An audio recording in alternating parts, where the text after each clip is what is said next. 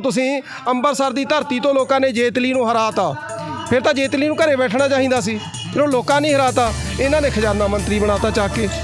ਇੱਥੇ ਕਿੰਨੇ ਵਾਰੀ ਬਲਵਿੰਦਰ ਭੁੰਦੜ ਹਰਾਤਾ ਲੋਕਾਂ ਨੇ, ਉਹਨਾਂ ਨੂੰ ਇਹ ਰਾਜ ਸਭਾ ਦਾ ਮੈਂਬਰ ਬਣਾਉਂਦੇ ਆ। ਇਹਨਾਂ ਕੋਲ ਹੀ ਹੈ ਸਾਰਾ ਕੁਝ। ਜਿਹੜੀ ਪਾਰਟੀ ਜਿੱਤ ਜਾਂਦੀ ਹੈ ਉਹਦੇ ਹਾਰੇ ਹੋਏ ਐਮਐਲਏ ਹਲਕਾ ਇੰਚਾਰਜ ਬਣ ਜਾਂਦੇ ਆ। ਜੇ ਤਾਂ ਅਸੀਂ ਐਂ ਮੰਨੀਏ ਵੀ ਲੋਕਾਂ ਦੇ ਧੱਕੇ ਹੋਏ ਧਰਕਾਰੇ ਹੋਏ ਬੰਦਿਆਂ ਨੂੰ ਤਾਂ ਇਹ ਮੂਹਰੇ ਲੈ ਕੇ ਹੀ ਨਹੀਂ ਆਉਂਦੇ, ਉਹ ਤਾਂ ਉਦੋਂ ਮੂਹਰਲੀ ਕੁਰਸੀ ਤੇ ਬੈਠੇ ਹੁੰਦੇ ਆ। ਕੀ ਮੰਨੀਏ ਅਸੀਂ ਇਹਨਾਂ ਦੀ ਕਦਰ। ਆਹ ਜਿਹੜਾ ਪ੍ਰਧਾਨ ਮੰਤਰੀ ਬਹੁਤ ਚਿਰ ਰਹਿ ਗਿਆ ਮਨਮੋਹਨ ਸਿੰਘ, ਇਹ ਵੋਟਾਂ 'ਚ ਖੜੇ ਹੀ ਨਹੀਂ ਹੋਇਆ। ਵਰਲਡ ਬੈਂਕ ਦਾ ਨੁਮਾਇੰਦਾ ਸੀ, ਸਿੱਧਾ ਆਇਆ, ਸਿੱਧਾ ਰਾਜਗੱਦੀ ਤੇ ਬਹਿ ਗਿਆ, ਦੇਸ਼ ਦੀ ਕਮਾਂਡ ਸੰਭਾਲੀ ਹੈ। ਇਸ ਲਈ ਇਹ ਤਾਂ ਇੱਕ ਪ੍ਰੈਸ਼ਰ ਕੁੱਕਰ ਦੇ ਸੀਟੀ ਹੈ, ਜਿਵੇਂ ਜੇ ਕੁੱਕਰ ਦੇ ਸੀਟੀ ਨਾ ਹੋਵੇ ਫਟ ਜੇ, ਇਸ ਤਰ੍ਹਾਂ ਹੀ ਸਾਡੇ ਇੱਕ ਵਿਸਲ ਲੱਗੀ ਹੋਈ ਹੈ। ਅਸੀਂ ਕਦੇ ਐਮਐਲਏ ਚੋਣਾਂ, ਐਮਪੀ ਚੋਣਾਂ, ਕਦੇ ਵਿਧਾਨ ਸਭਾ ਚੋਣਾਂ, ਕਦੇ ਲੋਕ ਸਭਾ ਚੋਣਾਂ ਕਰਕੇ ਅਸੀਂ ਆਪਸ ਵਿੱਚ ਦੀ ਡਾਂਗੋ ਡਾਂਗੀ ਹੁੰਦੇ ਹਾਂ। ਭਰਾਵਾਂ ਨਾਲ ਕਤਲੋ ਗਾਰਦ ਹੁੰਦੀ ਹੈ, ਲੜਾਈਆਂ ਹੁੰਦੀਆਂ। ਇਹ ਰਾਸ ਆਉਂਦੀ ਹੈ ਸਰਕਾਰ ਦੇ, ਜਿੰਨਾ ਕੁ ਅਸੀਂ ਇਕੱਠ ਕਰ ਲੈਂਦੇ ਹਾਂ ਉਹ ਸਾਡਾ ਇਕੱਠ ਖਦੇੜਨ 'ਚ ਕਾਮਯਾਬ ਹੋ ਜਾਂਦੇ ਆ। ਕਮਾਲ ਦੀ ਗੱਲ ਆ, ਸਾਡੇ ਚੱਠੇ ਵਾਲਾ ਪਿੰਡ ਹੈ, ਇੱਕ 75 ਸਾਲ ਦਾ ਬਜ਼ੁਰਗ ਹੈ, ਸਾਨੂੰ ਮਿਲਾਉਂਦੇ ਆ ਉਹਨੂੰ ਕਰਜ਼ੇ ਦੇ ਵਿੱਚ। ਅੱਜ ਜੱਜ ਸਾਹਿਬ ਨੇ ਅੰਦਰ ਭੇਜਣਾ ਹੈ। ਜੱਜ ਸਾਹਿਬ ਜਿਹਦੇ ਕੋਲੇ ਕੋਈ ਅਧਿਕਾਰ ਨਹੀਂ, ਇਹ ਕਾੜਤੀਏ ਦਾ ਨੇੜਲਾ ਹੈ। 58 ਸਾਲ ਦੀ ਉਮਰ ਦੇ ਵਿੱਚ ਬਰੀ ਕਰ ਦਿੰਦੀ ਹੈ ਸਰਕਾਰ, ਵੀ ਪੈਨਸ਼ਨ ਦੇਣੀ ਸ਼ੁਰੂ ਕਰ ਦਿੰਦੀ ਹੈ। ਸਾਡਾ ਕਿਸਾਨ ਇੱਥੇ 75 ਸਾਲ ਦਾ ਗੋਡੇ ਰਗੜਦਾ ਫਿਰਦਾ, ਉਹਨੂੰ ਅੱਜ ਜੇਲ੍ਹ ਭੇਜਣਾ ਕਰਜ਼ੇ ਦੀ ਬਦਲੇ। ਭਗਵੰਤ ਮਾਨ ਸਾਹਿਬ ਨੇ ਤਾਂ ਤੂੰ ਗਾਹਾਂ ਦਿਖਾਤਾ ਸਾਰਾ ਕੁਛ, ਕੋਈ ਉਹ ਸਾਡਾ ਸਪੋਰਟੀਆ ਨਹੀਂ। ਇਹੋ ਜਿਹੇ ਬਜ਼ੁਰਗ ਹੈ ਜਿਹੜੇ 75 80 ਸਾਲ ਦੇ ਹੈ, ਜਿਨ੍ਹਾਂ ਨੇ ਕਰਜ਼ੇ ਦੇਣੇ ਹੈ, ਜਿਨ੍ਹਾਂ ਨੂੰ ਜੇਲ੍ਹਾਂ ਦੇ ਵਿੱਚ ਤੁੰਨਣ ਦੇ ਲਈ ਇੱਥੋਂ ਦੇ ਜੱਜਾਂ ਨੇ ਛੋਟਾਂ ਲੈ ਲਈਆਂ। ਇੱਥੋਂ ਤੱਕ ਪਹੁੰਚ ਗਿਆ ਭਗਵੰਤ ਮਾਨ। ਅਸੀਂ ਆਪਦੀ ਗੱਲ ਸੁਣਾਉਣੀ ਚਾਹੁੰਦੇ ਹਾਂ, ਭਗਵੰਤ ਮਾਨ ਸਾਹਿਬ ਹੋਸ਼ ਤੋਂ ਕੰਮ ਲਓ। ਕੁਛ ਲੋਕਾਂ ਦੀਆਂ ਗੱਲਾਂ ਸਮੱਸਿਆਵਾਂ ਨੂੰ ਸਮਝੋ। ਜੇ ਭਗਵੰਤ ਮਾਨ ਸਮਝ ਕੇ ਇਸ ਗੱਲ ਨੂੰ ਚੱਲੇ, ਦੇਖੋ ਮਸਲੇ ਹੱਲ ਕਰਨੇ ਕੋਈ ਬਹੁਤੇ ਔਖੇ ਨਹੀਂ, ਪਰ ਉਹ ਸਾਡੇ ਨਾਲ ਉਵੇਂ ਬਣ ਕੇ ਚੱਲਦੇ ਨਹੀਂ ਹੈਗੇ। ਉਹ ਤਕੜਿਆਂ ਦੇ ਆ, ਜਰਵਾਣਿਆਂ ਦੇ ਆ, ਉਹ ਵੱਡੀਆਂ ਕੰਪਨੀਆਂ ਦੇ ਨਾਲ ਖੜਦੇ ਆ। ਇਸ ਕਰਕੇ ਸਾਨੂੰ ਤਾਂ ਇਕੱਲਾ ਭੁਲੇਖਾ ਹੀ ਪਾਉਂਦੇ ਆ। ਧਰਨੇ ਬਾਜ਼ਾਰਾਂ ਨਾਲ ਹੀ ਸਾਡਾ ਸਾਰਾ ਕੁਝ ਬਣਦਾ। ਇੰਨੀ ਖੇਤੀ ਵਿਭਿੰਨਤਾ ਲਿਆਉਣੀ ਹੈ। ਅਸੀਂ ਤਾਂ ਇਦੋਂ 25 ਸਾਲ ਪਹਿਲਾਂ ਕਹਿੰਦੇ ਰਹੇ ਹਾਂ, ਪੰਜਾਬ ਦੀ ਖੇਤੀ ਹੈ ਜਿਹੜੀ, ਝੋਨੇ ਦੀ ਖੇਤੀ ਹੈ ਹੀ ਨਹੀਂ ਪੰਜਾਬ ਦੀ ਧਰਤੀ ਦੇ ਉੱਤੇ। ਇਹ ਬੀ ਹੈ ਜਿਹੜਾ ਇਜ਼ਰਾਈਲ ਦਾ ਬੀ ਹੈ, ਜਿੱਥੇ ਸਾਲ ਦੇ ਵਿੱਚ 1250 mm ਬਾਰਿਸ਼ ਹੁੰਦੀ ਹੈ, ਥੱਲੇ ਪਾਣੀ ਦੀ ਲੋੜ ਨਹੀਂ ਪੈਂਦੀ ਹੈਗੀ। ਇਸ ਲਈ ਜੇ ਖੇਤੀ ਵਿਭਿੰਨਤਾ ਲੈ ਕੇ ਆਉਣੀ ਹੈ ਉਹਨਾਂ ਨੇ, ਉਹ ਆਉਣ ਖੇਤੀਬਾੜੀ ਮਾਹਰਾਂ ਨੂੰ ਲੈ ਕੇ ਆਉਣ। ਅਸੀਂ ਕਹਿੰਦੇ ਆ ਉਹ ਨਰਮੇ ਦਾ ਬੀਜ ਦੇਣ, ਵਧੀਆ ਬੀਜ ਦੇਣ। ਸਾਹਿਬ ਚਾਹੇ ਰਾਜੇ ਹੈ, ਪੁਰਖਿਆਂ ਤੋਂ ਰਾਜੇ ਮਹਾਰਾਜੇ ਤੁਰੇ ਆਉਂਦੇ ਆ। ਉਹ ਕਹਿੰਦਾ ਮੈਂ ਡਰਦੀ ਹਾਂ ਕਿਉਂਕਿ ਸਾਗ ਨਾਲ ਰੋਟੀਆਂ ਉਹ ਵੀ ਖਾਂਦਾ ਹੁੰਦਾ, ਲੋੜ ਹੁੰਦੀ ਹੈ। ਸਾਡੇ ਲੋਕਾਂ ਦੇ ਮਨਾਂ 'ਚ ਭੁਲੇਖਾ ਹੋ ਸਕਦਾ ਹੈ ਇਸ ਗੱਲ ਦਾ ਵੀ ਭਗਵੰਤ ਮਾਨ ਚਾਹੇ ਇੱਕ ਸਧਾਰਨ ਮਾਸਟਰ ਦਾ ਮੁੰਡਾ ਸੀ, ਇਹ ਹੁਣ ਤਾਂ ਬਹਿ ਗਿਆ ਕਮੇਡੀਅਨ ਸੀ। ਕਮੇਡੀ ਇਹਦੀ ਬਹੁਤ ਲੋਕਾਂ ਦੇ ਪੱਖ 'ਚ ਭੁਗਤਦਾ ਰਿਹਾ, ਪਰ ਅੱਜ ਭਗਵੰਤ ਮਾਨ ਦਾ ਮਹਾਂਦਰਾ ਜਿਹੜਾ ਸ਼ਕਲ ਹੈ ਉਹ ਬਦਲ ਗਈ। ਉਹਨੇ ਮੋੜਾ ਕੱਟਤਾ, ਉਹੀ ਰਜਵਾੜਿਆਂ ਦਾ, ਉਹੀ ਤਕੜਿਆਂ ਦਾ। ਦੋਸਤੋ ਤੁਸੀਂ ਜੁੜੇ ਹੋ ਨਿਰਪੱਖ ਟੂਡੇ ਪੰਜਾਬ ਦੇ ਨਾਲ ਤੇ ਮੈਂ ਤੁਹਾਡਾ ਆਪਣਾ ਕੁਲਦੀਪ ਸਿੰਘ। ਅਸੀਂ ਬਠਿੰਡਾ ਵਿਖੇ ਮੌਜੂਦ ਹਾਂ, ਜਿੱਥੇ ਡੀਸੀ ਦਫ਼ਤਰ ਦੇ ਅੱਗੇ ਕਿਸਾਨ ਯੂਨੀਅਨਾਂ ਵੱਲੋਂ, ਭਰਾਤਰੀ ਜਥੇਬੰਦੀਆਂ ਵੱਲੋਂ ਡੀਸੀ ਦਫ਼ਤਰ ਦੇ ਅੱਗੇ ਜਿਹੜਾ ਘਿਰਾਓ ਕੀਤਾ ਗਿਆ ਸੀ। ਤਾਂ ਅਸੀਂ ਬਠਿੰਡਾ ਵਿਖੇ ਮੌਜੂਦ ਹਾਂ। ਕੋਈ ਦਿਨ ਅਜਿਹਾ ਨਹੀਂ ਜਿੱਥੇ ਕਿ ਧਰਨਾ ਨਾ ਲੱਗਿਆ ਹੋਵੇ। ਤਾਂ ਪਰ ਜਦੋਂ ਸਰਕਾਰ ਨੇ ਸੱਤਾ ਦੇ ਵਿੱਚ ਆਉਣਾ ਸੀ ਤਾਂ ਉਦੋਂ ਕਿਹਾ ਗਿਆ ਸੀ ਕਿ ਸਾਡੀ ਸਰਕਾਰ ਆਵੇਗੀ ਤਾਂ ਧਰਨੇ ਨਹੀਂ ਲੱਗਣਗੇ। ਧਰਨੇ ਕਿਉਂ ਲੱਗਦੇ ਨੇ, ਇਸ ਵਿਸ਼ੇ ਤੇ ਲੋਕ ਵੀ ਇੱਥੇ ਆਏ ਹੋਏ ਨੇ, ਮੌਜੂਦ ਨੇ, ਗੱਲਬਾਤ ਕਰਾਂਗੇ ਆਪਾਂ। ਸੱਤਾ 'ਚ ਆਉਣ ਤੋਂ ਪਹਿਲਾਂ ਸਰਕਾਰ ਕਹਿੰਦੀ ਸੀ ਬਾਪੂ ਜੀ ਕਿ ਧਰਨੇ ਨਹੀਂ ਲੱਗਣਗੇ, ਪਰ ਕੋਈ ਅਜਿਹਾ ਦਿਨ ਨਹੀਂ ਹੈਗਾ ਜਿਸ ਦਿਨ ਧਰਨਾ ਨਾ ਲੱਗਿਆ ਹੋਵੇ। ਕੀ ਕਾਰਨ ਹੈ ਜੀ? ਦੇਖੋ, ਸਰਕਾਰ ਜਿਹੜੀ ਵੀ ਬਣਦੀ ਹੁੰਦੀ ਹੈ, ਜਦੋਂ ਵੀ ਬਣਦੀ ਹੁੰਦੀ ਹੈ, ਉਹ ਇਹ ਵਾਅਦਾ ਕਰਦੀ ਹੁੰਦੀ ਹੈ ਵੀ ਐਤਕੀ ਅਸੀਂ ਬਾਰੇ ਨਿਆਰੇ ਕਰ ਦਿਆਂਗੇ, ਫਸਲਾਂ ਦੇ ਭਾਅ ਦੇਵਾਂਗੇ, ਕਰਜ਼ੇ ਖਤਮ ਕਰ ਦਿਆਂਗੇ। ਕੈਪਟਨ ਅਮਰਿੰਦਰ ਤਾਂ ਤੂੰ ਗਾਹਾਂ ਲੰਘ ਗਿਆ ਸੀ, ਉਹ ਸਹੁੰ ਹੀ ਖਾ ਗਿਆ ਸੀ ਗੁੱਟ ਕੇ ਦੀ ਚੱਕ ਕੇ ਵੀ ਅਸੀਂ ਸਾਰੇ ਵਸੀਲੇ ਆ ਜਿਹੜੇ ਉਹ ਕਿਸਾਨਾਂ ਮਜ਼ਦੂਰਾਂ ਦੀ ਖਾਤਰ ਕਰਾਂਗੇ। ਪਰ ਜਦੋਂ ਕੁਰਸੀ ਤੇ ਆ ਜਾਂਦਾ, ਜਿਹੜਾ ਵੀ ਆ ਕੇ ਬੈਠ ਜਾਂਦਾ ਹੈ, ਉਦੋਂ ਦਾ ਮੂੰਹ ਹੀ ਬਦਲ ਜਾਂਦਾ, ਰੰਗ ਹੀ ਬਦਲ ਜਾਂਦਾ ਹੈ। ਜੇ ਆਹ ਸਰਕਾਰ ਦੀ ਗੱਲ ਕਰਨੀ ਹੋਵੇ, ਕਮਾਲ ਦੀ ਗੱਲ ਹੈ, 92 ਐਮਐਲਏ ਜਿਤਾ ਦੇਣੇ ਤੇ ਲੋਕਾਂ ਨੇ ਏਡੀ ਵੱਡੀ ਪੱਧਰ ਦੇ ਵਾਸਤੇ ਭਗਵੰਤ ਮਾਨ ਨੂੰ ਨਹੀਂ ਜਿਤਾਇਆ, ਤੱਕੜੀ ਨੂੰ ਤੇ ਪੰਜੇ ਨੂੰ ਹਰਾਇਆ। ਪਰ ਇਸ ਭਗਵੰਤ ਮਾਨ ਨੇ ਕਹਿਣਾ ਹੋਵੇ ਸਾਰਿਆਂ ਨੂੰ ਚੰਗੇ ਕਹਾਉਣਾ ਸ਼ੁਰੂ ਕਰਤਾ। ਆਪਦੇ ਮੂੰਹ ਨਾਲ ਕਹਿੰਦਾ ਸੀ ਮੈਂ ਤਾਂ ਗਰਦੌਰੀਆਂ ਤੋਂ ਪਹਿਲਾਂ ਦਿੱਲੀ ਦੀ ਸਰਕਾਰ ਸਾਡਾ ਮੁਆਵਜ਼ਾ ਦਿੰਦੀ ਰਹੀ ਹੈ। ਇੱਥੇ ਫਸਲਾਂ ਮਰ ਗਈਆਂ, ਦੁਬਾਰੇ ਬੀਜਣ ਵਾਲੀਆਂ, ਕੁਝ ਨਹੀਂ ਬੀਜੀਆਂ ਜਾਣੀਆਂ। ਸੋਕੇ ਨੇ ਤੇ ਡੋਬੇ ਨੇ ਮਾੜੀ ਹਾਲਤ ਕਰਤੀ। ਇਧਰਲੇ ਪਾਸੇ ਪਾਣੀ ਨਹੀਂ ਆ ਰਿਹਾ, ਥੱਲੜਾ ਪਾਣੀ ਮਾੜਾ ਹੈ, ਨਹਿਰਾਂ ਦੇ ਵਿੱਚ ਆ ਨਹੀਂ ਰਿਹਾ, ਉਧਰਲੇ ਪਾਸੇ ਲਗਾਤਾਰ ਡੁੱਬ ਰਹੇ ਹੈ। ਜੇ ਸਰਕਾਰ ਚਾਹੇ ਇਹ ਸਾਰਾ ਕੁਝ ਸਮੇਂ 'ਚ ਕਰ ਸਕਦੀ ਹੈ।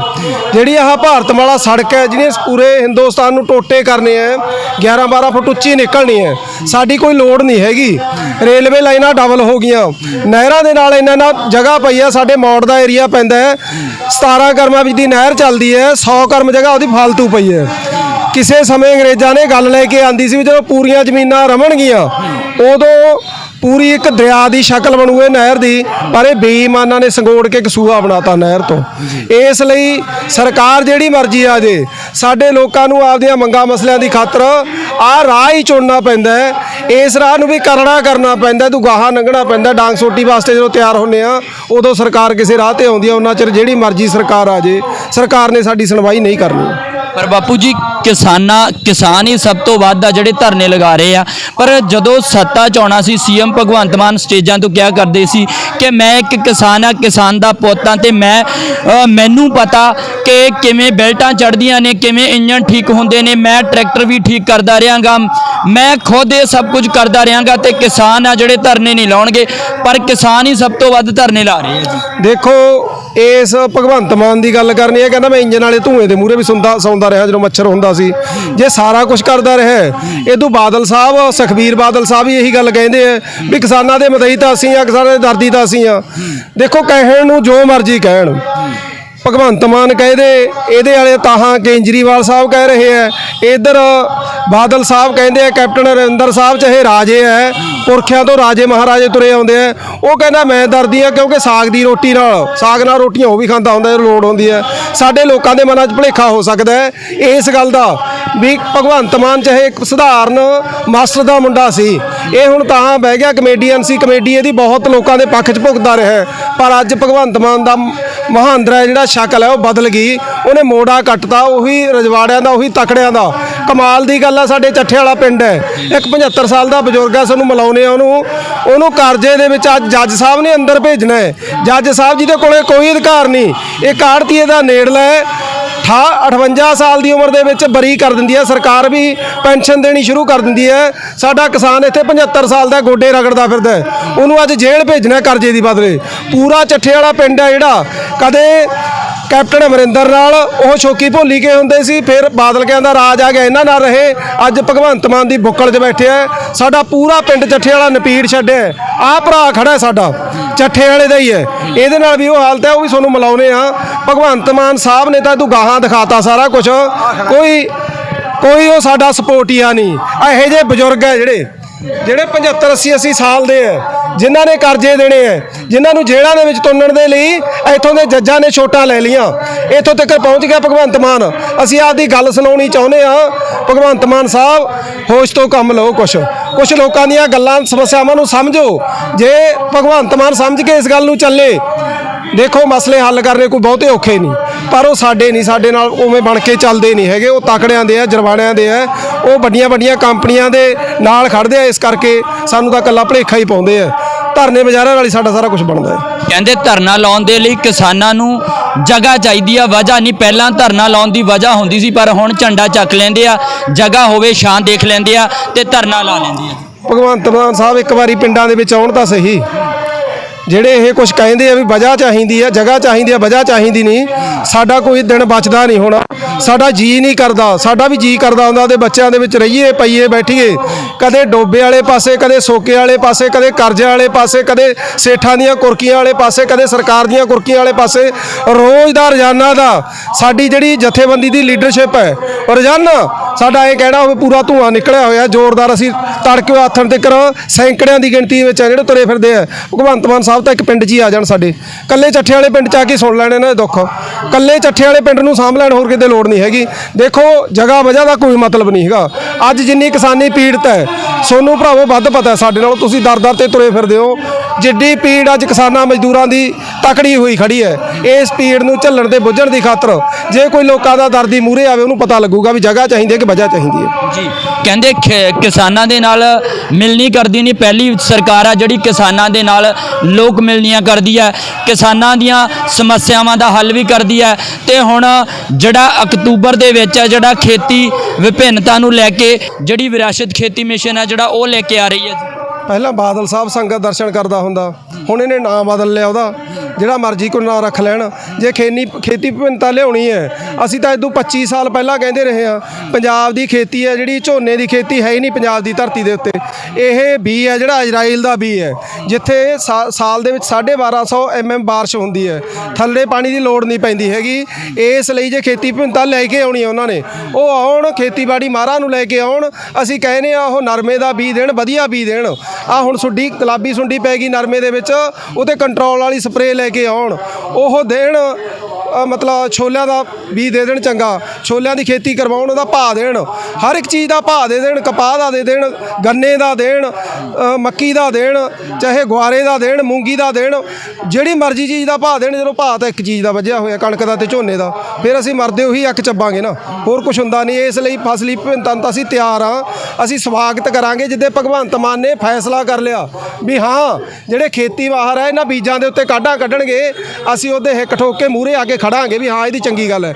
ਪਰ ਕਹਿਣ ਦੀਆਂ ਹੋਰ ਹੈ, ਕਮਾਉਣ ਦੀਆਂ ਹੋਰ ਹੈ। ਭਗਵੰਤ ਮਾਨ ਨੇ ਇਸ ਰਾਹ ਨਹੀਂ ਤੁਰਨਾ ਹੈਗਾ। ਵੱਧ ਚੜ ਕੇ 92 ਐਮਐਲਏ ਜਿਤਾਏ ਤੇ ਵੋਟਾਂ ਪਾਈਆਂ, ਤੀਜੀ ਧਿਰ ਲੈ ਕੇ ਆਂਦੀ, ਹੁਣ ਕਿਹੜੀ ਧਿਰ ਆਵੇਗੀ? ਜੇਕਰ ਹੁਣ ਵੀ ਸਭ ਤੋਂ ਵੱਧ ਧਰਨੇ ਲੱਗ ਰਹੇ ਆ, ਕੌਣ ਆਵੇਗਾ ਅੱਗੇ, ਕਿਹੜੀ ਪਾਰਟੀ ਆਵੇਗੀ, ਕਿਉਂ? ਤਾਂ ਫਿਰ ਇਸੇ ਤੱਕ ਹੀ ਲੋਕ ਵੋਟਾਂ ਪਾਉਂਦੇ ਰਹਿਣਗੇ ਤੇ ਧਰਨੇ ਲਾਉਂਦੇ ਰਹਿਣਗੇ। ਦੇਖੋ ਅਸੀਂ ਤਾਂ ਮੁੱਢ ਤੋਂ ਇਹ ਗੱਲ ਕਹਿੰਦੇ ਆ, ਜਦੋਂ ਤੋਂ ਅਸੀਂ ਇਹ ਜਥੇਬੰਦੀ ਬਣਾਈ ਹੈ, ਇਹ ਜਥੇਬੰਦੀ ਬਣਾ ਕੇ ਤੁਰੇ ਆ, ਅਸੀਂ ਤਾਂ ਕਹਿੰਦੇ ਆ ਵੋਟਾਂ ਜੋਕਾਂ ਦਾ ਢਕਵਾਂਜ ਮੁਕਤੀ ਕਰੂ ਹੱਕਾਂ ਦੀ ਜੰਗ। ਅਸੀਂ ਤਾਂ ਕਹਿੰਦੇ ਆ ਲੋਕਾਂ ਨੂੰ ਹੱਕਾਂ ਵਾਸਤੇ ਮੂਹਰੇ ਆਉਣਾ ਪਊ। ਜਿਹੜਾ ਪੀਪੀ ਦੇ ਵਿੱਚ ਅਸੀਂ ਵੋਟ ਸਿੱਟ ਕੇ ਉਹਦੇ 'ਚੋਂ ਭਾਲਦੇ ਆ ਵੀ ਸਾਡੇ ਕੋਈ ਮਤਲਬ ਬਣ ਜੂਗਾ ਸਾਡਾ ਮੂੰਹ ਸਿਰ, ਬੱਚਿਆਂ ਦੇ ਡਾਂਗਾਂ ਪੈਣੋਂ ਹਟ ਜਾਣਗੀਆਂ। ਇੱਥੇ ਮਲੂਕੇ ਵਰਗੇ ਗੁੱਤਾਂ ਪੜਦੇ ਰਹੇ, ਸਿਕੰਦਰ ਮਲੂਕੇ ਵਰਗੇ ਸਾਡੀਆਂ ਧੀਆਂ ਦੀਆਂ ਕਸਰਾਂ ਇਹ ਵੀ ਨਹੀਂ ਛੱਡ ਰਹੇ। ਆ ਸੰਗਰੂਰ ਦੇ ਵਿੱਚ ਸਾਰਾ 20 ਦਿਨ ਨਹੀਂ ਹੋਏ ਕੀ ਕੁਛ ਹੋਇਆ ਹੈ। ਇਸ ਲਈ ਧਿਰ ਜਿਹੜੀ ਮਰਜ਼ੀ ਆ ਜੇ, ਚਾਹੇ ਕਾਮਰੇਡਾਂ ਦੀ ਆ ਜੇ, ਚਾਹੇ ਕੋਈ ਹੋਰ ਆ ਜੇ, ਸਾਨੂੰ ਤਾਂ ਆਹੀ ਰਾਹ ਸਵਲੜਾ, ਸਾਨੂੰ ਤਾਂ ਇਸੇ ਰਾਹ ਤੁਰਨਾ ਪੈਣਾ ਸਾਰਿਆਂ ਨੂੰ। ਬਾਪੂ ਜੀ ਫਿਰ ਲੋਕਤੰਤਰ ਆ, ਲੋਕਤੰਤਰ ਕਿੱਥੇ ਗਿਆ? ਵੋਟਾਂ ਪਾ ਕੇ ਸਰਕਾਰਾਂ ਬਣਾਉਂਦੇ ਆ, ਜੇਕਰ ਧਰਨੇ ਲਾ ਕੇ ਹੱਕ ਲੈਣੇ ਆ ਤਾਂ, ਜੇਕਰ ਆਪਾਂ ਹੀ ਆਪਣੇ ਹੱਕ ਲੈਣੇ ਆ ਭੁੱਖ ਤੇ ਆਏ ਧਰਨਿਆਂ ਤੇ ਬੈਠਣਾ ਜੀ। ਦੇਖੋ ਐਤਕੀ ਸੰਯੁਕਤ ਮੋਰਚਾ ਦਿੱਲੀ ਦੇ ਵਿੱਚ ਜੇ ਕਹਿਣਾ ਹੋਵੇ ਜਿਹੜਾ ਬਣਿਆ, ਬਹੁਤ ਸਾਰੇ ਕਿਸਾਨ ਲੀਡਰ ਜਿਹੜਾ ਨਰਿੰਦਰ ਮੋਦੀ ਦੇ ਬਰਾਬਰ ਬਹਿੰਦੇ ਰਹੇ ਹੈ, ਸਾਡਾ ਪ੍ਰਧਾਨ ਵੀ ਉਰਾਹਾਂ ਵੀ ਬਹਿੰਦਾ ਰਿਹਾ। ਅਸੀਂ ਇਕੱਲਿਆਂ ਨੇ ਫੈਸਲਾ ਕੀਤਾ ਵੀ ਅਸੀਂ ਇਸ ਵੋਟਾਂ ਦੇ ਵਿੱਚ ਹਿੱਸਾ ਨਹੀਂ ਲੈਣਾ, ਕਿਉਂਕਿ ਸਾਡਾ ਫੌ ਨਹੀਂ ਪੈਂਦਾ। ਬਹੁਤ ਸਾਰੇ ਖੜੇ ਹੋਏ, ਮੈਂ ਨਾਂ ਨਹੀਂ ਲੈਂਦਾ, ਉਹਨਾਂ ਦੀਆਂ ਜ਼ਮਾਨਤਾਂ ਜ਼ਬਤ ਹੋ ਗਈਆਂ, ਵੋਟ ਤਾਂ ਪਈ ਨਹੀਂ ਕੋਈ। ਇਸ ਲਈ ਜਿਹੜਾ ਇਹ ਲੋਕਤੰਤਰ ਹੈ ਇਹ ਪੈਸਿਆਂ ਦਾ ਤੰਤਰ ਹੈ। ਜਿਹਦੇ ਕੋਲੇ ਪੈਸੇ ਹੈ ਉਹਨੂੰ ਭੁਗਤਦਾ ਸਾਰਾ ਕੁਝ, ਜਿਹਦੇ ਕੋਲੇ ਪੈਸਾ ਨਹੀਂ, ਜਿੱਡਾ ਮਰਜ਼ੀ ਇਮਾਨਦਾਰ ਬੰਦਾ ਖੜ ਜੇ, ਉਹਨੂੰ 2.5 ਵੋਟਾਂ ਨਿਕਲਦੀਆਂ ਨਹੀਂ ਹੈਗੀਆਂ। ਅਸੀਂ ਵੇਖਿਆ, ਤਜਰਬੇ ਦੇ ਵਿੱਚੋਂ ਦੇਖਿਆ ਹੋਇਆ। ਇਦੋਂ ਗਾਹਾਂ ਜੇ ਸੱਚੀਓ ਲੋਕਤੰਤਰ ਹੈ, ਫਿਰ ਇੱਕ ਗੱਲ ਸੁਣੋ ਤੁਸੀਂ, ਅੰਮ੍ਰਿਤਸਰ ਦੀ ਧਰਤੀ ਤੋਂ ਲੋਕਾਂ ਨੇ ਜੇਤਲੀ ਨੂੰ ਹਰਾਤਾ, ਫਿਰ ਤਾਂ ਜੇਤਲੀ ਨੂੰ ਘਰੇ ਬੈਠਣਾ ਚਾਹੀਦਾ ਸੀ। ਜਦੋਂ ਲੋਕਾਂ ਨਹੀਂ ਹਰਾਤਾ, ਇਹਨਾਂ ਨੇ ਖਜ਼ਾਨਾ ਮੰਤਰੀ ਬਣਾਤਾ ਚੱਕ ਕੇ। ਇੱਥੇ ਕਿੰਨੇ ਵਾਰੀ ਬਲਵਿੰਦਰ ਭੁੰਦੜ ਹਰਾਤਾ ਲੋਕਾਂ ਨੇ, ਉਹਨਾਂ ਨੂੰ ਇਹ ਰਾਜ ਸਭਾ ਦਾ ਮੈਂਬਰ ਬਣਾਉਂਦੇ ਆ। ਇਹਨਾਂ ਕੋਲ ਹੀ ਹੈ ਸਾਰਾ ਕੁਝ। ਜਿਹੜੀ ਪਾਰਟੀ ਜਿੱਤ ਜਾਂਦੀ ਹੈ ਉਹਦੇ ਹਾਰੇ ਹੋਏ ਐਮਐਲਏ ਹਲਕਾ ਇੰਚਾਰਜ ਬਣ ਜਾਂਦੇ ਆ। ਜੇ ਤਾਂ ਅਸੀਂ ਐਂ ਮੰਨੀਏ ਵੀ ਲੋਕਾਂ ਦੇ ਧੱਕੇ ਹੋਏ ਧਰਕਾਰੇ ਹੋਏ ਬੰਦਿਆਂ ਨੂੰ ਤਾਂ ਇਹ ਮੂਹਰੇ ਲੈ ਕੇ ਹੀ ਨਹੀਂ ਆਉਂਦੇ, ਉਹ ਤਾਂ ਉਦੋਂ ਮੂਹਰਲੀ ਕੁਰਸੀ ਤੇ ਬੈਠੇ ਹੁੰਦੇ ਆ। ਕੀ ਮੰਨੀਏ ਅਸੀਂ ਇਹਨਾਂ ਦੀ ਕਦਰ? ਆਹ ਜਿਹੜਾ ਪ੍ਰਧਾਨ ਮੰਤਰੀ ਬਹੁਤ ਚਿਰ ਰਹਿ ਗਿਆ ਮਨਮੋਹਨ ਸਿੰਘ, ਇਹ ਵੋਟਾਂ 'ਚ ਖੜੇ ਹੀ ਨਹੀਂ ਹੋਇਆ। ਵਰਲਡ ਬੈਂਕ ਦਾ ਨੁਮਾਇੰਦਾ ਸੀ, ਸਿੱਧਾ ਆਇਆ, ਸਿੱਧਾ ਰਾਜਗੱਦੀ ਤੇ ਬਹਿ ਗਿਆ, ਦੇਸ਼ ਦੀ ਕਮਾਂਡ ਸੰਭਾਲੀ ਹੈ। ਇਸ ਲਈ ਇਹ ਤਾਂ ਇੱਕ ਪ੍ਰੈਸ਼ਰ ਕੁੱਕਰ ਦੇ ਸੀਟੀ ਹੈ, ਜਿਵੇਂ ਜੇ ਕੁੱਕਰ ਦੇ ਸੀਟੀ ਨਾ ਹੋਵੇ ਫਟ ਜੇ, ਇਸ ਤਰ੍ਹਾਂ ਹੀ ਸਾਡੇ ਇੱਕ ਬਿਸਲ ਲੱਗੀ ਹੋਈ ਹੈ। ਅਸੀਂ ਕਦੇ ਐਮਐਲਏ ਚੋਣਾਂ, ਐਮਪੀ ਚੋਣਾਂ, ਕਦੇ ਵਿਧਾਨ ਸਭਾ ਚੋਣਾਂ, ਕਦੇ ਲੋਕ ਸਭਾ ਚੋਣਾਂ ਕਰਕੇ ਅਸੀਂ ਆਪਸ ਵਿੱਚ ਦੀ ਡਾਂਗੋ ਡਾਂਗੀ ਹੁੰਦੇ ਹਾਂ। ਭਰਾਵਾਂ ਨਾਲ ਕਤਲੋਗਾਰਦ ਹੁੰਦੀ ਹੈ, ਲੜਾਈਆਂ ਹੁੰਦੀਆਂ। ਇਹ ਰਾਸ ਆਉਂਦੀ ਹੈ ਸਰਕਾਰ ਦੇ, ਜਿੰਨਾ ਕੁ ਅਸੀਂ ਇਕੱਠ ਕਰ ਲੈਂਦੇ ਹਾਂ ਉਹ ਸਾਡਾ ਇਕੱਠ ਖਦੇੜਨ 'ਚ ਕਾਮਯਾਬ ਹੋ ਜਾਂਦੇ ਆ। ਇਸ ਲਈ ਅਸੀਂ ਇਸ ਰਾਹ ਨੂੰ ਬਾਹਲਾ ਠੀਕ ਨਹੀਂ ਸਮਝਦੇ ਜੀ। ਤਾਂ ਇਹ ਲੋਕ ਵੱਡੀ ਗਿਣਤੀ 'ਚ ਇਹ ਵੀ ਕਹਿੰਦੇ ਨੇ ਕਿ ਕਦੇ ਡੀਸੀ ਦਫ਼ਤਰਾਂ ਦਾ ਘਰਾਓ ਤੇ ਕਦੇ ਸੜਕਾਂ ਜਾਮ ਕਰਦੇ ਨੇ ਕਿਸਾਨ, ਸਿਰਫ ਮੁਆਵਜ਼ਿਆਂ ਦੇ ਲਈ ਹੀ ਬੋਲਦੇ ਨੇ, ਕਹਿੰਦੇ ਨੇ ਕਿ ਸਾਨੂੰ ਕਰਜ਼ਾ ਮਾਫ ਕੀਤਾ ਜਾਵੇ। ਜੇਕਰ ਜਿਹੜੇ ਲੋਕਾਂ ਨੂੰ ਵੋਟਾਂ ਪਾਈਆਂ ਨੇ ਉਹਨਾਂ ਦੇ ਘਰ ਘੇਰਨ, ਉਹਨਾਂ ਦੀ ਆਵਾਜਾਈ ਰੋਕਣ, ਆਮ ਲੋਕਾਂ ਨੂੰ ਕਿਉਂ ਠੇਠ ਬਦੀਨ? ਜਾਂ ਜਦੋਂ ਡੀਸੀ ਦਫ਼ਤਰ ਦਾ ਘਰਾਓ ਹੁੰਦਾ ਤੇ ਆਮ ਲੋਕਾਂ ਦੇ ਕੰਮ ਹੁੰਦੇ ਆ, ਉੱਥੇ ਉਹ ਵੀ ਰੁਕ ਜਾਂਦੇ ਆ। ਤਾਂ ਉਹਨਾਂ ਜਿਨ੍ਹਾਂ ਨੂੰ ਵੋਟਾਂ ਪਾਈਆਂ ਨੇ ਉਹਨਾਂ ਦੇ ਘਰਾਂ ਦਾ ਘਰਾਓ, ਉਹਨਾਂ ਨੂੰ ਘਰੋਂ ਬਾਹਰ ਨਿਕਲਣਾ ਜਿਹੜਾ ਉਹ ਮੁਸ਼ਕਲ ਕੀਤਾ ਜਾਵੇ। ਹਾਂ, ਬਹੁਤ ਵਧੀਆ ਸਵਾਲ ਹੈ ਤੁਹਾਡਾ। ਅਸੀਂ ਕਦੇ ਵੇਲਾ ਹੁੰਦਾ ਹੈ ਜਦੋਂ ਪ੍ਰਸ਼ਾਸਨ ਦੇ ਰਾਹੀਂ ਕੋਈ ਗੱਲ ਹੁੰਦੀ ਹੈ, ਉਦੋਂ ਪ੍ਰਸ਼ਾਸਨ ਦੇ ਬਾਰ 'ਚ ਆਉਂਦੇ ਆ। ਜਦੋਂ ਉਹਨਾਂ ਦੇ ਬਾਰਾਂ 'ਚ ਜਾਣਾ ਹੁੰਦਾ ਅਸੀਂ ਯਾਦ ਕਰਾਉਂਦੇ ਆ। ਜਦੋਂ ਬਾਦਲਾਂ ਦੀ ਜੋਟੀ ਤੜਵਾਉਣੀ ਸੀ ਅਸੀਂ ਗਏ ਆ ਬਾਦਲਾਂ ਦੇ ਬਾਰ 'ਚ ਵੀ ਭਾਜਪਾ ਨਾਲ ਜੋਟੀ ਤੋੜ ਖੇਤੀ ਕਾਨੂੰਨ ਮਾੜੇ ਹੈ, ਉਹਦੇ ਬਾਰ ਛੀਰਨ ਬੈਠ ਕੇ ਉਹਦਾ ਬਾਰ ਦਾ ਘਰ ਦਾ ਘਰਾਓ ਕਰਕੇ ਉਹਦੀ ਜੋਟੀ ਤੜਵਾਈ। ਐਤਕੀ ਨਰਮੇ ਦੀ ਫਸਲ ਮਰ ਗਈ, ਇਹਨਾਂ ਨੇ ਗੱਲ ਨਹੀਂ ਸੁਣੀ ਸਾਡੀ। ਅਸੀਂ ਮਨਪ੍ਰੀਤ ਬਾਦਲ ਦਾ ਘਰ ਪੂਰੇ 20 ਦਿਨ 4 ਸਪੇਰੋਂ ਘੇਰੀ ਰੱਖਿਆ, ਫੇਰ ਵੀ ਨਹੀਂ ਸੁਣਿਆ। ਛੱਡਤਾ ਅਸੀਂ ਡੀਸੀ ਦਫ਼ਤਰ ਦਾ ਘਰਾਓ ਸਾਰਾ ਕੁਝ। ਫਿਰ ਅਸੀਂ ਮਨਪ੍ਰੀਤ ਬਾਦਲ ਨੂੰ ਐਸੇ ਬੱਸ ਅੱਡੇ ਦੇ ਮਗਰਲੇ ਪਾਸੇ ਰਾਤ ਦੇ 11 ਵਜੇ ਤੱਕ ਘਰ ਦੇ ਵਿੱਚ ਘੇਰ ਕੇ ਰੱਖਿਆ। ਫੇਰ ਹੋਇਆ ਫੈਸਲਾ 12,000 ਵਾਲਾ। ਅਸੀਂ ਸਮਝਦੇ ਹਾਂ ਠੀਕ ਹੈ ਤੁਹਾਡੀ ਇਹ ਗੱਲ, ਅਸੀਂ ਨਹੀਂ ਤਕਲੀਫ ਦੇਣੀ ਚਾਹੁੰਦੇ। ਜਿੱਦੇ ਸਾਡੀ ਤਾਕਤ ਇੰਨੀ ਬਣ ਗਈ ਅਸੀਂ ਡੀਸੀ ਦਫ਼ਤਰਾਂ ਮੂਹਰੇ ਨਹੀਂ ਆਇਆ ਕਰਦੇ, ਅਸੀਂ ਤਾਂ ਆਪਦੇ ਪਿੰਡਾਂ 'ਚ ਨਾਕੇ ਲਾਵਾਂਗੇ। ਜਿਹੜਾ ਸਾਡੇ ਪਿੰਡ 'ਚ ਵੜੂਗਾ, ਸਾਡੇ ਪਿੰਡ ਦੀ ਸਮੱਸਿਆ ਕੀ ਹੈ ਉਹਦਾ ਹੱਲ ਕਰਦਾ ਕਿ ਨਹੀਂ ਕਰਦਾ, ਉਦੋਂ ਪਹਿਲਾਂ ਪਿੰਡਾਂ 'ਚ ਦਾਖਲ ਹੋਣਗੇ। ਪਿੰਡਾਂ ਦੇ ਮੂਹਰੇ ਬੋਰਡ ਲਾਵਾਂਗੇ ਜਿੱਦੇ ਤਾਕਤ ਬਣ ਗਈ। ਪਰ ਅੱਜ ਸਾਡੇ ਕੋਲੇ ਤਾਕਤ ਨਹੀਂ, ਨਗੂਣੀ ਤਾਕਤ ਕਰਕੇ ਅਸੀਂ ਕਦੇ ਇਹਨਾਂ ਦੇ ਦਰਾਂ ਦੇ ਮੂਹਰੇ ਜਾਂਦੇ ਹਾਂ, ਬਾਦਲਾਂ ਦੇ, ਕਦੇ ਕੈਪਟਨਾਂ ਦੇ, ਕਦੇ ਕਿਸੇ ਦੇ ਬਾਰ ਮੂਹਰੇ ਜਾਂਦੇ ਹਾਂ। ਤੇ ਜਦੋਂ ਸਾਡੀ ਕਮਜ਼ੋਰੀ ਤਾਕਤ ਹੁੰਦੀ ਹੈ ਫਿਰ ਅਸੀਂ ਡੀਸੀ ਦਫ਼ਤਰਾਂ ਮੂਹਰੇ ਆਪਦੇ ਮੰਗ ਪੱਤਰ ਦੇ ਕੇ ਸਾਰ ਜਾਂਦੇ ਹਾਂ ਤੇ ਘਰਾਹ ਪਾਉਂਦੇ ਹਾਂ। ਇਸ ਲਈ ਜਿੱਦੇ ਬਣੀ ਤਾਕਤ ਉਹਦੇ ਘੇਰਾਂਗੇ ਇਹਨਾਂ ਦੇ ਮਹਿਲਾਂ ਨੂੰ ਜਾ ਕੇ। ਜੀ, ਉਹ ਤਾਕਤ ਕਿਹੜੀ ਹੋਵੇਗੀ, ਕੀ ਹੋਵੇਗਾ ਉਸ ਤਾਕਤ ਦੇ ਵਿੱਚ, ਕੀ ਫੈਸਲਾ ਹੋਵੇਗਾ? ਉਹ ਤਾਕਤ ਹੋਣੀ ਹੈ ਜਦੋਂ ਸਾਡੇ ਕਿਸਾਨਾਂ ਦੀ, ਮਜ਼ਦੂਰਾਂ ਦੀ, ਨੌਜਵਾਨਾਂ ਦੀ, ਮੁਲਾਜ਼ਮਾਂ ਦੀ, ਸਾਡੀਆਂ ਭੈਣਾਂ ਦੀ, ਜਿਹੜੇ ਸਾਰੇ ਅੱਡੋ ਅੱਡੀ ਡਾਂਗਾ ਖਾਈ ਜਾਂਦੇ ਆ, ਜਿੱਦੇ ਇੱਕ ਮੰਚ ਤੇ ਆ ਕੇ ਵੀ ਦੁਸ਼ਮਣ ਸਾਡਾ ਸਾਂਝਾ ਇੱਕੋ ਹੀ ਹੈ। ਇਹੀ ਸਾਡੇ ਨੌਜਵਾਨਾਂ ਨੂੰ ਕੁੱਟਦੇ ਆ, ਇਹੀ ਨਸ਼ਿਆਂ 'ਤੇ ਲਾਉਂਦੇ ਆ। ਹੁਣ 10 ਤਰੀਕ ਨੂੰ ਅਸੀਂ ਇਹਨਾਂ ਦੇ ਜਿਹੜੇ MLA ਹੈ, ਚਾਹੇ ਕੋਈ ਚੁਣੇ ਗਏ ਨੁਮਾਇੰਦੇ ਹੋਰ ਹੈ, ਉਹ ਸਾਰਿਆਂ ਨੂੰ 10 ਤਰੀਕ ਦੇ ਉਹਨਾਂ ਦੇ ਘਰਾਂ ਦੇ ਘਰਾਓ ਕਰਾਂਗੇ ਨਸ਼ਿਆਂ ਦੇ ਸੰਬੰਧ 'ਚ। ਵੀ ਆਹ 16 ਬੰਦਿਆਂ ਦੀ ਲਿਸਟ ਆ ਗਈ ਨਸ਼ਿਆਂ ਦੇ ਸੰਬੰਧ 'ਚ, ਤੁਸੀਂ ਇਹਨਾਂ ਨੂੰ ਫੜਦੇ ਕਿਉਂ ਨਹੀਂ? ਮਜੀਠੀਆ ਇਹਦਾ ਕੀ ਲੱਗਦਾ ਕੈਪਟਨ ਅਮਰਿੰਦਰ ਦਾ? ਮਜੀਠੀਆ ਹੁਣ ਭਗਵੰਤ ਮਾਨ ਨਾਲ ਸਾਂਝ ਕਿਵੇਂ ਪਾਈ ਬੈਠਾ ਹੈ? 16 ਬੰਦਿਆਂ ਦੀ ਲਿਸਟ ਰਿਲੀਜ਼ ਹੋ ਗਈ। ਇਹ ਜਿਹੜਾ ਸ਼ਸ਼ੀਕਾਂਤ ਹੈ ਜਿਹੜਾ ਦਾ DGP, ਉਹਨੇ ਕਿਤਾਬ ਲਿਖਤੀ, ਇਹਨਾਂ ਨੇ ਗਰਦਾ ਤਿੱਕਰ ਨਹੀਂ ਝਾੜਿਆ। ਹੁਣ ਇਹਨਾਂ ਦੇ ਘਰਾਂ ਦੇ ਬਾਰਾਂ 'ਚ ਜਾਵਾਂਗੇ 10 ਤਰੀਕ ਨੂੰ ਅਸੀਂ। ਜੀ, ਤੁਸੀਂ ਕਹਿੰਦੇ ਹੋ 10 ਅਕਤੂਬਰ ਨੂੰ ਇਹਨਾਂ ਦੇ ਘਰਾਂ ਅੱਗੇ ਜਾਵਾਂਗੇ ਔਰ ਇਹਨਾਂ ਵੱਲੋਂ ਉਹਨਾਂ ਫਾਈਲਾਂ ਉੱਤੇ ਦੇਖ ਰੇਖ ਨਹੀਂ ਕੀਤੀ ਗਈ, ਪਰ ਇਹ ਤਾਂ ਕਹਿੰਦੇ ਕਿ ਅਸੀਂ ਆਪਦੇ ਮੰਤਰੀ ਵੀ ਡੱਕੇ ਆ। ਹੁਣ ਸਤਕਾਰ ਕੌਰ ਜੋ ਫਿਰੋਜ਼ਪੁਰ ਤੋਂ ਆ, ਉਹਨਾਂ ਨੂੰ ਵੀ ਵਿਜੀਲੈਂਸ ਦੇ ਜ਼ਰੀਏ ਚੱਕਿਆ ਗਿਆ। ਤਾਂ ਅਸੀਂ ਕਹਿੰਦੇ ਕਿ ਹਰ ਇੱਕ ਨੂੰ ਹੀ ਜਿਹੜਾ ਕਿ ਅਸੀਂ ਰਿਸ਼ਵਤਖੋਰੀ ਦੇ ਵਿੱਚ ਆ, ਕਿਤੇ ਉਹਨਾਂ ਨੇ ਵੱਧ ਜਾਇਦਾਦ ਬਣਾਈ ਆ, ਅਸੀਂ ਕਿਸੇ ਨੂੰ ਨਹੀਂ ਬਖਸ਼ ਰਹੇ। ਕਿਹੜਾ ਜਿਹੜੇ ਨੇ ਨਹੀਂ ਬਣਾਈ? ਇੱਕ ਤਾਂ ਗਣਿਆਉਣ ਵੀ ਆਈ ਨੇ ਬਣਾਈ ਹੈਗੀ। ਜਿਹੜਾ ਕੁਰਸੀ ਦੇ ਦਾਲੇ ਹੋ ਜਾਂਦਾ ਹੈ, ਕੋਈ ਮੈਂ ਲਾ ਕੇ ਨਹੀਂ ਕਹਿੰਦਾ, ਪਿੰਡ ਦਾ ਸਰਪੰਚ ਜਿਹੜਾ ਬਣ ਜਾਂਦਾ ਸਾਡੇ ਭਰੱਪੇ ਦੇ ਵਿੱਚੋਂ ਹੁੰਦਾ ਹੈ। ਤੁਸੀਂ ਪਿੰਡਾਂ ਦੇ ਵਿੱਚ ਪੜਤਾਲ ਕਰ ਲਓ, ਕਿਹਨੇ ਕੁਝ ਨਹੀਂ ਕੀਤਾ ਹੈਗਾ, ਸਾਰੇ ਚੋਰ ਇਕੱਠੇ ਹੋਏ ਆ। ਪਰ ਲੱਗਦਾ ਇਹ ਆ ਵੀ ਜੇ ਮੈਂ ਐਤਕੀ ਆਪਦੀ ਵਾਰੀ ਇਹਨੂੰ ਘੇਰ ਲਿਆ, ਜਦੋਂ ਇਹਦੀ ਵਾਰੀ ਆ ਗਈ ਮੈਨੂੰ ਘੇਰਨਗੇ। ਆਹ ਸਮਝੌਤੇ ਹੋਏ ਆ ਇਹਨਾਂ ਦੇ। ਇਸ ਲਈ ਚੋਰਾਂ ਬਾਰੇ ਚੰਗੀ ਤਰ੍ਹਾਂ ਪਤਾ ਹੈ, ਚੰਗੀ ਤਰ੍ਹਾਂ ਪਤਾ ਇਹਨਾਂ ਨੂੰ ਬੰਦਿਆਂ ਬਾਰੇ। ਅਸੀਂ 16 ਬੰਦਿਆਂ ਦੀ ਲਿਸਟ ਨੰਗੀ ਨਸ਼ਰ ਕਰਦੇ ਹਾਂ। ਨਸ਼ਾ ਬੰਦ ਹੁੰਦਾ ਜੇ ਹਿਮਾਚਲ ਦੇ ਵਿੱਚ 7 ਕਾਰਖਾਨੇ ਆ ਚਿੱਟੇ ਦੇ, ਉਹ ਬੰਦਿਆਂ ਨੂੰ ਫੜਿਆ ਜਾਵੇ, ਚਿੱਟੇ ਦੇ ਕਾਰਖਾਨੇ ਬੰਦ ਕੀਤੇ ਜਾਣ, ਨਸ਼ੇ ਦਾ ਫਾਹਾ ਵੱਢੀ ਦਾ। ਇਹ ਜਾਂਦੇ ਹੀ ਨਹੀਂ ਉਧਰ ਨੂੰ, ਇਸ ਲਈ ਕੈਪਟਨ ਵੀ ਉਹਦੇ ਨਾਲ ਜੱਫੀ ਪਾ ਜਾਂਦਾ ਹੈ। ਹੁਣ ਭਗਵੰਤ ਮਾਨ ਨੇ ਵੀ ਪਾਈ ਹੋਈ ਹੈ। ਇੰਨਾ ਰੌਲਾ ਪੈਣ ਤੋਂ ਬਾਅਦ ਇੰਨੇ ਮੁੰਡੇ ਮਰੀ ਜਾਂਦੇ ਆ, ਇਹ ਉਧਰ ਨੂੰ ਤੁਰਦੇ ਕਿਉਂ ਨਹੀਂ ਹੈਗੇ? ਅਸੀਂ ਤੁਰਾਂਗੇ ਮੂਹਰੇ ਜਿੱਦ ਤੁਰਨਾ ਹੋਇਆ ਇਹਨਾਂ ਨੇ, ਪਰ ਇਹ ਕਹਿੰਦੇ ਆ ਤੁਰਦੇ ਨਹੀਂ। ਤਾਂ ਇਹਨਾਂ ਵੱਲੋਂ ਵਿਜੀਲੈਂਸਾਂ ਦੀਆਂ ਰੇਡਾਂ ਵੀ ਕਰਵਾਈਆਂ ਜਾਂਦੀਆਂ ਨੇ, ਚਾਹੇ ਉਹ ਕੇਂਦਰ ਸਰਕਾਰ ਹੋਵੇ ਚਾਹੇ ਪੰਜਾਬ ਸਰਕਾਰ ਹੋਵੇ। ਕਿ ਜੋ ਵਿਜੀਲੈਂਸ ਦੀਆਂ ਰੇਡਾਂ ਹੁੰਦੀਆਂ ਜਾਂ ਲੀਡਰਾਂ ਨੂੰ 1-2 ਦਿਨ ਦੇ ਵਿੱਚ ਜੇਲ੍ਹ ਦੇ ਵਿੱਚ ਰੱਖਿਆ ਜਾਂਦਾ ਜਾਂ ਇਨਵੈਸਟੀਗੇਸ਼ਨ ਹੁੰਦੀ ਆ, ਇਹਦੇ ਨਾਲ ਆਮ ਲੋਕਾਂ ਦਾ ਕੋਈ ਫਾਇਦਾ ਹੋਣ ਵਾਲਾ ਹੈ ਜੀ? ਦੇਖੋ ਨੋਟਬੰਦੀ ਹੋ ਗਈ, ਇਹ ਕਹਿੰਦੇ ਸੀ ਨੋਟਬੰਦੀ ਤੋਂ ਬਾਅਦ ਜਿਹੜਾ ਕਾਲਾ ਧਨ ਹੈ ਬਾਹਰ ਹੋ ਜੂ। ਕਿਹਦੇ ਕੋਲੇ ਆ ਗਿਆ ਬਾਈ?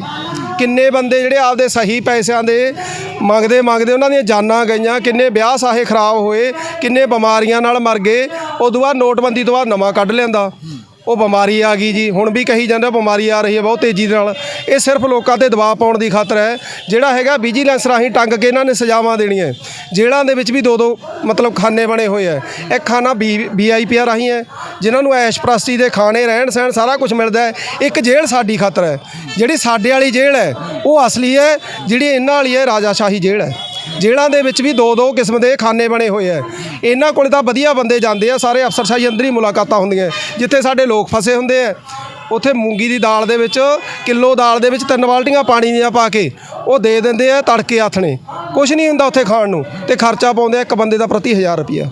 ਇਸ ਲਈ ਭਰਾਵੋ ਜੇਲ੍ਹਾਂ ਜੂਲਾਂ ਨੇ ਨਹੀਂ ਕੁਝ ਕਰਨਾ ਜਿੰਨਾ ਚਿਰ ਸਾਡੇ ਲੋਕਾਂ ਤੋਂ ਜਿੱਥੋਂ ਮਾਲ ਲੁੱਟਿਆ ਹੋਇਆ ਹੈ ਇਹ ਮੈਦਾਨ ਦੇ ਵਿੱਚ ਨਹੀਂ ਆਉਂਦੇ। ਉਹਦੇ ਲੈ ਲਾਂਗੇ ਹਿਸਾਬ ਕਿਤਾਬ ਜਿੱਦੇ ਮੈਦਾਨ ਦੇ ਵਿੱਚ ਸਾਡੇ ਲੋਕ ਆ ਗਏ।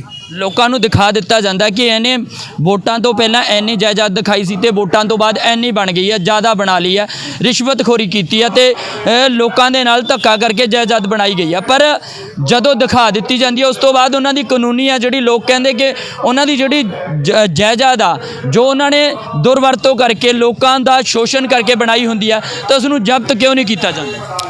ਅਸੀਂ ਇਸੇ ਗੱਲ ਤੇ ਠੀਕ ਹੈ ਤੁਹਾਡਾ ਸਵਾਲ। ਇਹ ਅਸਲ ਤਾਂ ਉਹਦੇ ਫੈਸਲੇ ਹੋਣੇ ਆ ਜਿਹਦੇ ਸਮਗਲਰਾਂ ਦੇ ਵੱਡੇ ਵੱਡੇ ਲੀਡਰਾਂ ਦੀਆਂ ਜਿਹੜੀਆਂ ਜਾਇਦਾਦਾਂ ਬਣਾਈਆਂ। ਪੜਤਾਲ ਦੀ ਤਾਂ ਲੋੜ ਹੀ ਨਹੀਂ, ਮਲੂਕੇ ਪਿੰਡ 'ਚ ਵਗ ਜਾਣ।